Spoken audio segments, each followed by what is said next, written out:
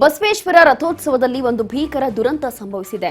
ರಥದ ಗಾಲಿಗೆ ಸಿಲುಕಿ ಇಬ್ಬರು ಕಾಲಿಗೆ ಗಂಭೀರವಾಗಿ ಗಾಯಗಳಾಗಿದೆ ಅಂತ ಹೇಳಿ ಗೊತ್ತಾಗ್ತಾ ಇದೆ. ಶ್ರೀ ಬಸವೇಶ್ವರ ಜಾತ್ರಾ ರಥದ ಅಡಿ ಸಿಲುಕಿದ್ದಂತ 4 ಧನರಾಜ್ ಎಂಬುವರ 2 ಕಾಲುಗಳು ಕೂಡ ಇಲ್ಲಿ ಕಟ್ಟಾಗೋಗಿದೆ.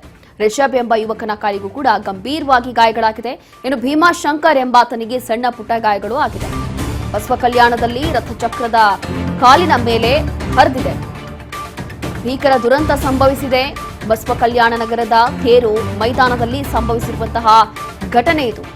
ಶ್ರೀ ಬಸವೇಶ್ವರ ಜಾತ್ರಾ ರಥೋತ್ಸವದ ವೇಳೆ ಭೀಕರ ದುರಂತ ಸಂಭವಿಸಿದೆ. ಜನಸಮೂಹ ಹೆಚ್ಚಾಗ್ತಾ ಇದೆ. ಆ ಹಿನ್ನೆಲೆ ರಥ ನಿಯಂತ್ರಣ ತಪ್ಪಿ ಸಂಭವಿಸಿರುವಂತಹ ದುರ್ಘಟನೆ. ಬಹಳ ಉತ್ಸಾಹದಿಂದ ಎಲ್ಲವೂ ಕೂಡ ರಥವನ್ನ ಎಳೆಯಲು ಮುಂದಾಗಿದ್ರು ಬಸವ ಭಕ್ತರು. ಈ ವೇಳೆ ಏಕಾಏಕಿ ನೂಕಾಟ ತಳ್ಳಾಟ ಆರಂಭ ಆಗಿದೆ. ಈ ಸಂದರ್ಭದಲ್ಲಿ ನಡೆದಿರುವಂತಹ ದುರ್ಘಟನೆ.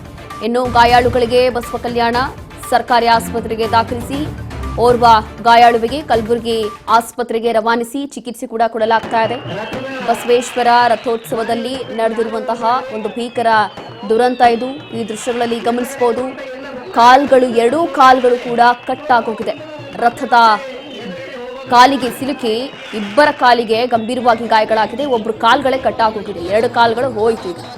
ಶ್ರೀ ಬಸವೇಶ್ವರ ಜಾತ್ರಾ ರಥದ ಅಡಿ 4 ಜನ ತಗಲಾಕೊಂಡಿದ್ದು ಧನರಾಜ್ ರಿಷಬ್ ಎಂಬ ಯುವಕನ ಕಾಲ್ಗಳು ಈಗ ಕಟ್ಟಾಗೋಗಿದೆ. ಭೀಮಾಶಂಕರ್ ಎಂಬಾತನಿಗೆ ಸಣ್ಣ ಪುಟ್ಟ ಗಾಯಗಳಾಗಿದೆ.